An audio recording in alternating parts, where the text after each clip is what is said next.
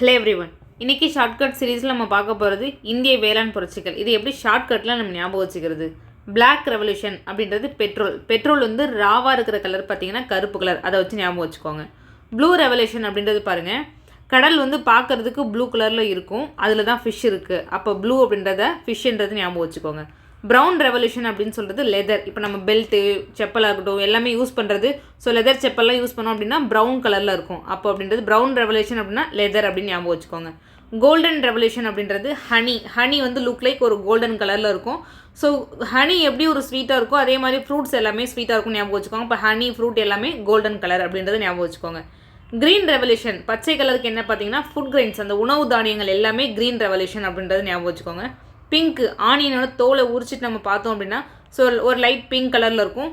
இது கூட வந்து இறால் அப்படின்றது ஞாபகம் வச்சுக்கோங்க. ஆனியன் அண்டு இறாலுக்கு நடந்த ரெவல்யூஷன் தான் பிங்க் ரெவல்யூஷன்.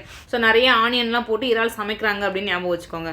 ரெட் ரெவல்யூஷன் அப்படின்றது மீட்டு, ஓகேங்களா, இறைச்சிக்காகவும் டொமேட்டோ தக்காளிக்காகவும். தக்காளியும் லுக் லைக் ரெட் கலரில் இருக்கும். ஸோ ரெட் மீட் சொல்லுவோம் இல்லையா, மீட் எல்லாமே ரெட் கலரில் இருக்கும் இல்லையா, அப்போ ரெட் மீட் ஞாபகம் வச்சுக்கோங்க. சில்வர் ரெவல்யூஷன் அப்படின்றது எக்கு பால்ட்ரி, ஓகேங்களா, இந்த முட்டைக்காக நடந்த ரெவல்யூஷன் தான் சில்வர் ரெவல்யூஷன். ஸோ முட்டையோட கலர் அப்படின்றது பியூர் ஒயிட்னு சொல்ல முடியாது. ஸோ அது ரொம்ப லைட்டாக ஒரு அழுக்கு சேர்ந்த மாதிரி இருக்கும் இல்லையா, ஸோ சில்வர் கலர் அப்படின்றது ஞாபகம் வச்சுக்கோங்க.